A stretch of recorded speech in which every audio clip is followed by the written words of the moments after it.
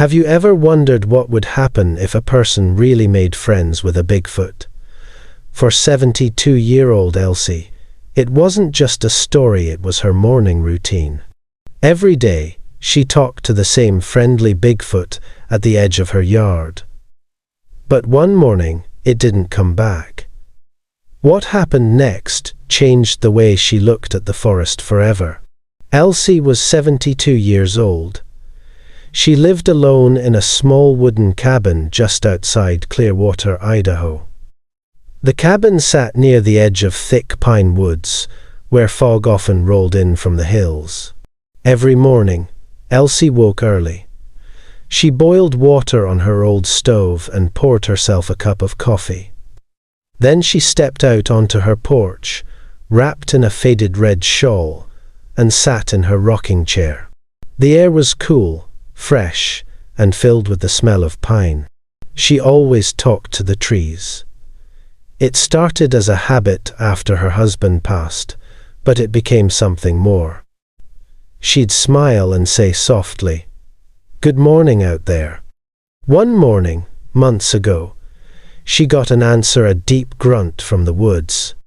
At first, she thought it was a bear, but when she looked closer, she saw a tall, furry shape standing behind the trees. Not threatening, just watching. Now, it happened almost every morning. The creature would appear near the edge of the woods, keeping its distance.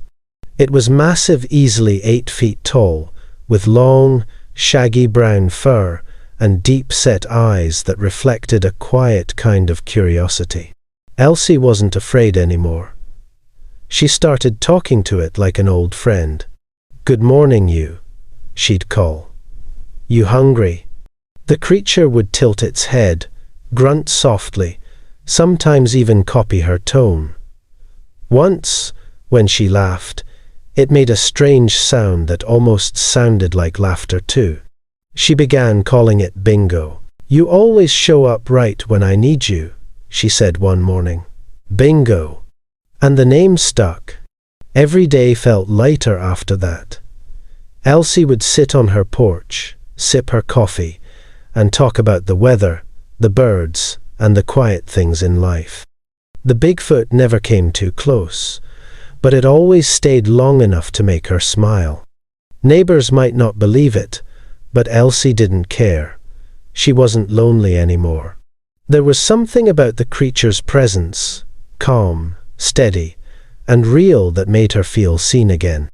And every sunrise, without fail, she looked toward the trees and whispered, "Morning, Bingo." Elsie was 72 years old. She had grown used to the rhythm of her mornings and to Bingo's visits. The creature came almost every day, always around the same time.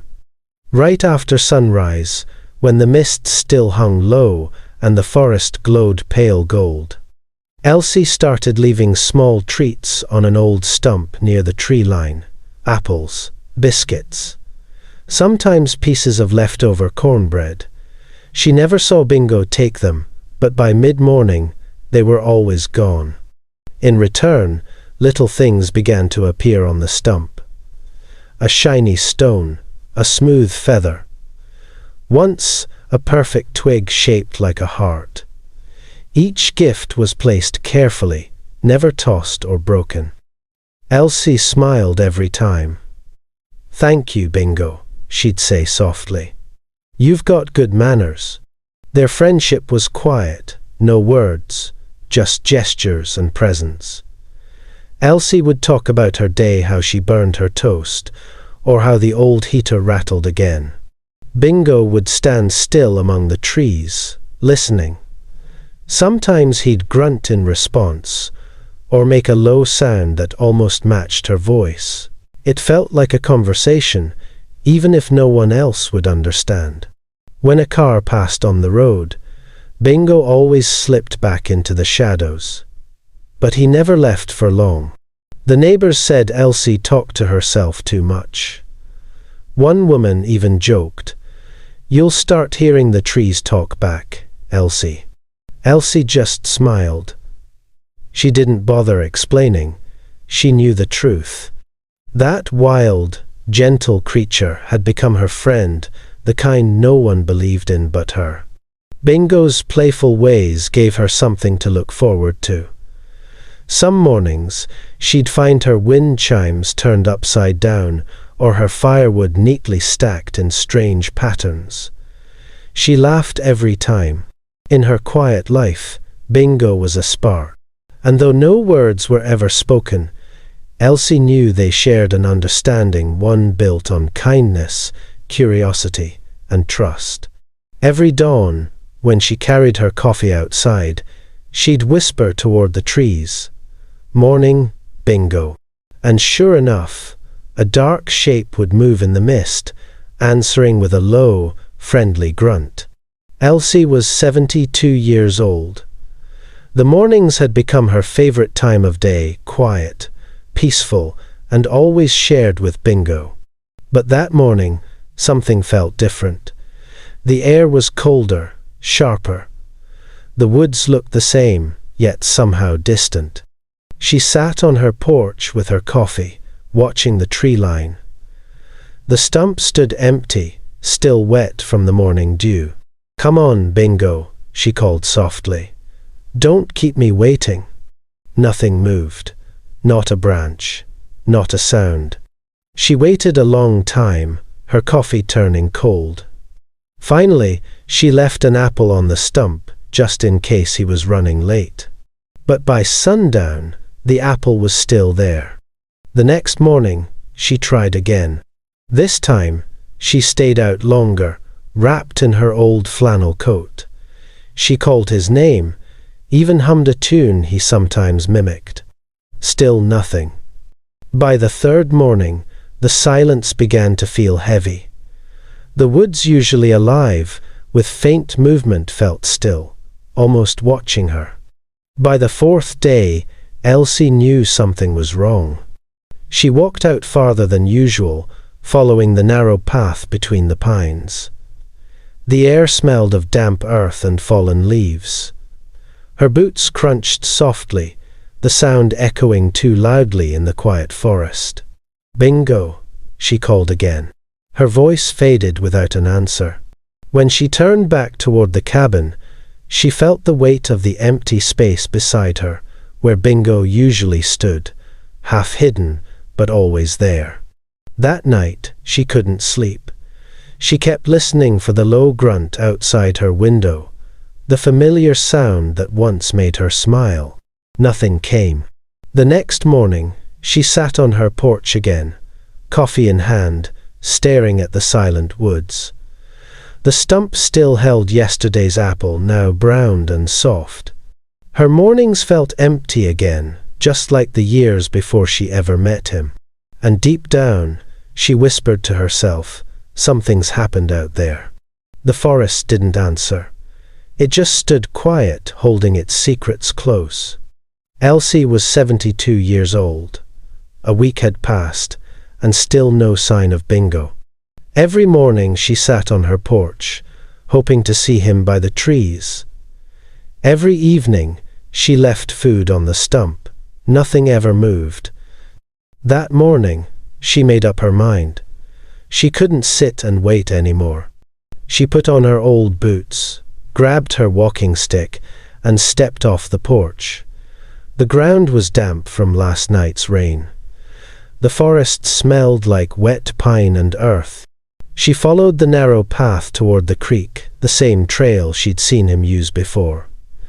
The woods were quiet, except for her own steps. After a few minutes, she noticed something odd. A few branches were broken high off the ground. Bark had been scuffed in wide patches, as if something large had brushed against it. She stopped and leaned closer. On a cluster of leaves, she saw small, dark spots. They weren't water, blood. Her stomach tightened. She moved slowly now, her eyes tracing the ground. Ahead, in the soft mud by the creek, she saw them huge footprints. The shape was familiar. One print dragged slightly, as if the leg behind it was injured. Elsie knelt down, her heart pounding. She ran her fingers near the edge of the print, careful not to disturb it. The mud was still damp. It couldn't be more than a day or two old. Farther along, near a fallen limb, something caught her eye. A tuft of thick brown fur, tangled on a broken branch. She picked it up gently. It was coarse, rough, and unmistakable. Her throat tightened. Bingo's fur. She looked around the forest, but there was only silence, no movement, no sound. Her eyes stung as she whispered, "Hang on, old boy." Then she turned back toward home, gripping her walking stick tightly, tears slipping down her cheeks. Each step felt heavier than the last. The woods that once brought her peace now felt full of worry.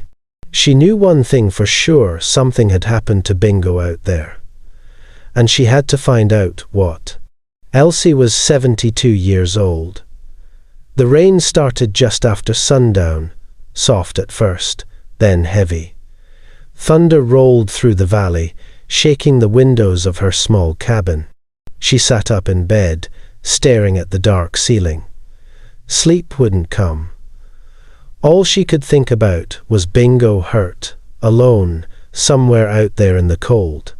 The wind howled through the trees outside. Rain hammered against the roof. Then, between the thunder, she heard something else. A sound that didn't belong to the storm. A long, low moan, deep and broken, coming from the woods beyond the cabin. Elsie's heart jumped. She froze, listening again. The sound came once more, weak, but clear enough. "Bingo," she whispered. Without thinking, she reached for her lantern.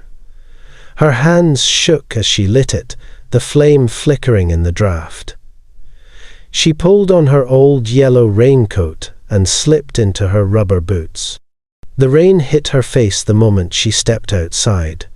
The wind nearly took her breath away. But she kept walking, one step at a time, following the faint sound. The forest was alive with noise, rain, thunder, creaking branches.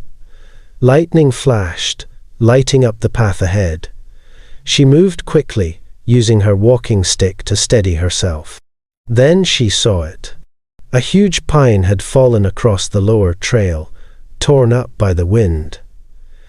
Beneath it, something moved slowly, painfully. Elsie lifted her lantern. It was Bingo. He lay half covered by the trunk, his fur soaked and matted with mud. One arm pushed weakly against the ground. His deep eyes met hers through the rain. "Bingo," she said again, her voice breaking. She dropped to her knees beside him, mud soaking her coat. His breath came in rough gasps, a low rumble of pain in his chest. Still, when she spoke, he stilled as if listening. "I'm here, Bingo," she said softly. "We'll get you free." The lightning flashed again, lighting both their faces, an old woman and the creature she once only waved to from her porch, now together in the storm, holding on to each other against the wild night. Elsie was 72 years old. The storm had finally passed. The air was still heavy with rain, but the thunder was gone. Only the quiet sound of dripping leaves filled the woods. She sat beside Bingo through the long, dark night. Her lantern had burned low, but she didn't move. She just kept talking softly, her hand resting on his arm. He watched her with tired eyes. Every now and then, he made a low, gentle hum, the same sound he used to make from the tree line when mornings were calm. "You're all right," she whispered. "You just rest now." When his breathing grew rough, she cupped her hands and gathered rainwater from a puddle nearby. She held it to his lips. He drank slowly, his breath warm against her fingers. The first light of morning began to push through the trees. The forest turned gold, then pale grey. Elsie could finally see the shape of his wounds. Deep bruises, a broken leg, scratches across his chest. Her heart sank. She knew he couldn't make it. She kept talking anyway about the porch, about the coffee, about how he always showed up right on time. Her voice shook, but she kept it steady for him. Bingo lifted his hand, slow and heavy. His fingers, rough and broad, touched her shoulder. It wasn't pressure, just a gentle rest, like a thank you without words. Elsie covered his hand with both of hers. Her eyes filled with tears. "You were my friend, Bingo," she whispered. "You were the best thing that ever happened to me." He made one last soft hum. Then his breathing slowed. The sun broke through the trees, a thin ray landing across his face. His chest rose once more and stopped. Elsie stayed still for a long time, holding his hand, listening to the silence settle over the forest. When she finally looked up, she saw the sunlight spreading across the clearing, touching the trees, the ground, and the gentle face of the creature who had once brought her laughter. The forest was silent, but somehow it didn't feel empty. Elsie was 72 years old. Her knees ached as she walked back to the clearing that morning. The forest was still. The air smelled of wet pine and cold earth. She carried a wool blanket in her arms, folded neat and ready. She thought she'd find Bingo still there, lying where she had left him. But when she stepped into the clearing, he was gone. Only the shape of his body in the flattened grass remained. The ground looked disturbed, branches and ferns arranged carefully in a circle. It wasn't random. It looked almost like a resting place. Elsie stood there for a long moment, the blanket slipping from her hands. Her eyes followed the tracks wide, heavy footprints pressed deep into the mud, leading toward the thicker woods. She counted them without meaning to. There were more than one set. He hadn't left alone. She felt her throat tighten. His family had come for him during the night, quietly, gently. Elsie knelt beside the circle. Her old knees complained, but she didn't care.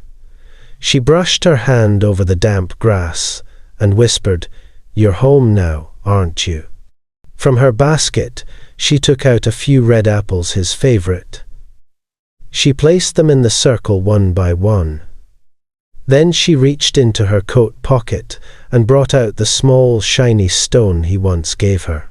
It had sat on her windowsill all winter, catching light from the morning sunday. She placed it beside the apples. "Goodbye, Bingo," she said softly. "I'll keep talking to you." The forest was silent except for a single bird somewhere far off. A light wind moved through the trees, bending the branches like a slow nod. Elsie stayed there until the sun climbed higher. Then she stood up, brushed the dirt from her hands, and took one last look at the circle. Something inside her felt quiet, now sad but peaceful. She turned toward home, walking slowly, the sound of her boots fading into the trees. Behind her, the forest seemed to breathe again. Elsie was 72 years old. She still started every morning the same way, coffee in hand, sitting on her old wooden porch. The boards creaked under her chair. The forest in front of her was quiet, calm, and green again. Spring had come back. The snow was gone, but the memories stayed. Some mornings, when the wind shifted, she thought she heard it, a faint knock, far off between the trees. Other times, a low hum, soft and deep. It reminded her of Bingo's voice when he used to sit close by. She'd look up from her cup and smile. "Good morning, Bingo," she'd say, just like before. The neighbors saw her sometimes and shook their heads. They thought she was talking to herself again. Elsie didn't mind. She'd done a lot of things alone in her life. This one brought her peace. She knew what she saw, what she felt, what she lost. Every now and then, she'd notice small things, a broken branch, a smooth stone placed near her steps, or apples gone from her basket overnight. Little signs, quiet reminders. She never went looking anymore. The forest had its ways. It gave and it took back. She just sat and watched. The light changed through the trees, same as it always had. The smell of pine and damp earth carried memories she couldn't forget. Sometimes she talked out loud, telling Bingo about her day or the new birds that had nested nearby. It made her feel less alone. As the sun climbed over the ridge, she lifted her cup toward the tree line. The steam rose into the morning air. "I'll see you again, my friend," she whispered. Then she sipped her coffee and leaned back in her chair. The wind moved through the trees like a slow breath. Somewhere far off, a single soft knock echoed once, then faded. Elsie smiled. The porch was empty, but it didn't feel lonely. The forest still held him, and that was enough.